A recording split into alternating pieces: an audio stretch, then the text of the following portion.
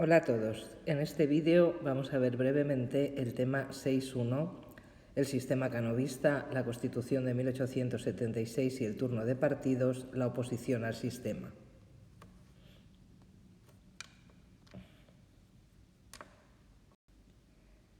Si recordáis, durante el año 1874 tenemos lo que llamamos la República Presidencialista de Serrano, que decíamos que era un régimen prácticamente dictatorial. Durante ese año hay un sector de la clase dirigente que piensa que lo mejor sería volver a restaurar la monarquía en la persona de Alfonso XII. El principal defensor de esa tendencia fue Cánovas del Castillo, que inicia una auténtica campaña de propaganda en favor de ese hecho, en favor de que vuelva la monarquía con Alfonso XII como rey. Y el punto álgido de esa campaña es el Manifiesto de Sandhurst, en el que se presenta a Alfonso XII como un rey constitucional y demócrata. Sin embargo, será el pronunciamiento de Martínez Campos en Sagunto el que finalmente provoque la llegada de Alfonso XII a España en 1875. A la llegada del rey, Cánovas fue nombrado jefe de gobierno y es él quien sienta las bases de lo que llamamos el sistema canovista o sistema político de la Restauración, caracterizado por el bipartidismo y la Constitución de 1876. Cánovas tenía tres objetivos: asentar la monarquía, aceptar a los partidos monárquicos y liberales e impedir la participación del ejército en la vida política. Él establece dos partidos: el Partido Conservador, liderado por él mismo, y el Partido Liberal, liderado por Sagasta. El funcionamiento del sistema era el siguiente.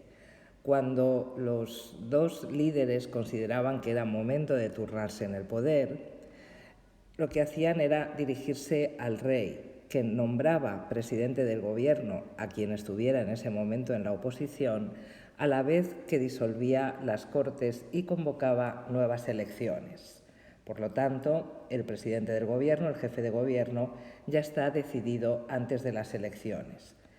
Entonces actuaba el ministro de la Gobernación, que era el encargado de elaborar unos resultados electorales previos a la elección.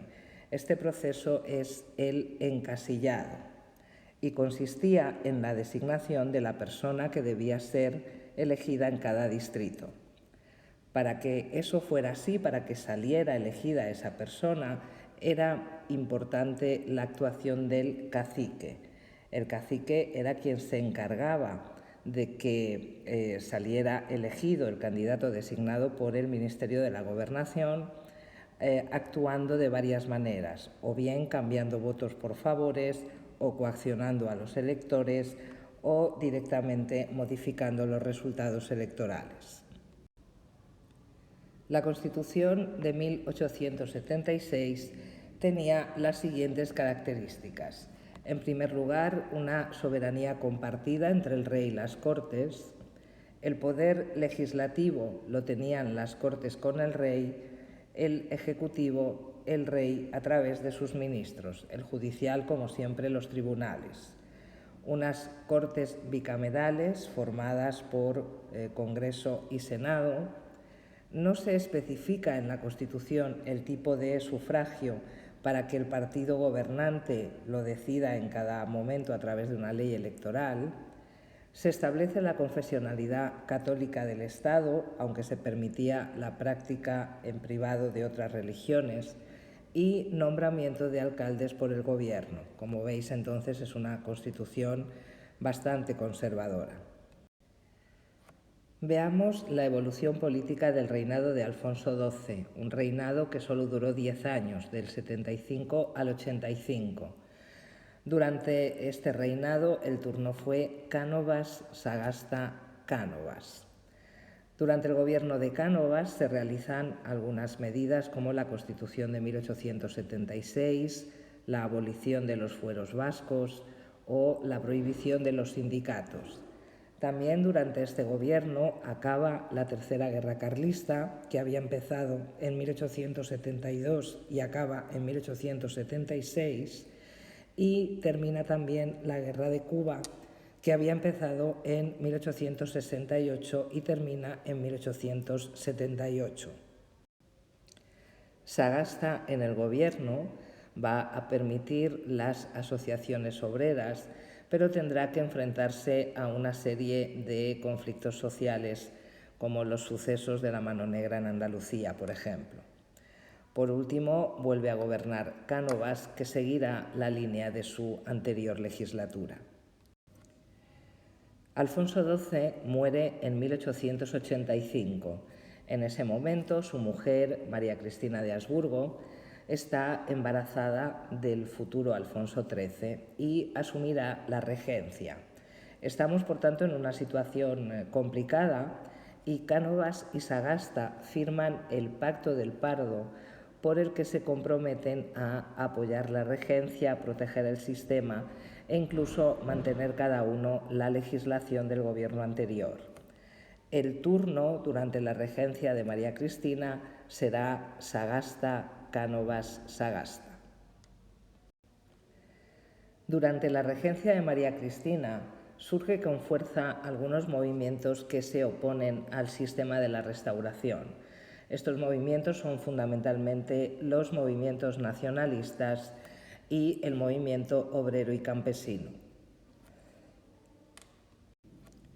Empezaremos viendo el nacionalismo catalán.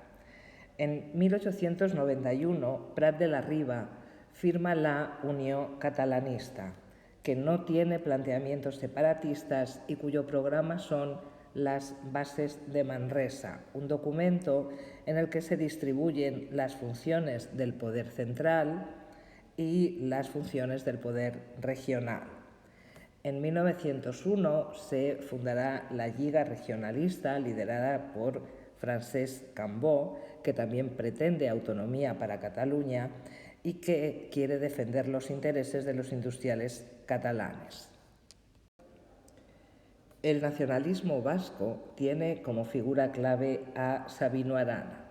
Sabino Arana considera que el pueblo vasco es un pueblo diferenciado por su propia raza, lengua, cultura y personalidad histórica. Para Arana, el medio rural es la esencia de lo vasco y es la ciudad la que ha perdido sus señas de identidad debido a los fenómenos de industrialización y maquetización. Los objetivos de Sabino Arana es recuperar los fueros, recuperar la soberanía.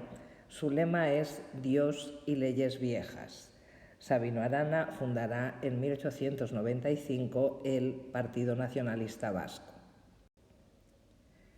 En el caso del regionalismo gallego tenemos dos figuras fundamentalmente, Alfredo Brañas y Manuel Murguía. Alfredo Brañas es más tradicionalista y defensor de una economía precapitalista, mientras que Murguía, que busca cotas de autonomía, es un defensor del capitalismo. Respecto al regionalismo andaluz, la figura clave será Blas Infante. El otro foco de oposición al sistema de la Restauración es el movimiento obrero y campesino. El movimiento obrero rápidamente en España, igual que había ocurrido en el resto del mundo, se extiende en dos corrientes distintas. Por un lado, el anarquismo y por otra, el socialismo. El anarquismo tiene un especial arraigo en Cataluña, Aragón, Valencia y Andalucía. Y dentro del anarquismo tendremos dos líneas de actuación: los que consideran que la huelga general es el arma de los trabajadores y los que abogan por la propaganda por el hecho, que es en realidad el terrorismo. Respecto al socialismo, tuvo especial importancia en Madrid, Asturias y Vizcaya. En 1879 se funda el PSOE y en 1888 se funda la UGT, la Unión General de Trabajadores, que será el sindicato afín al PSOE.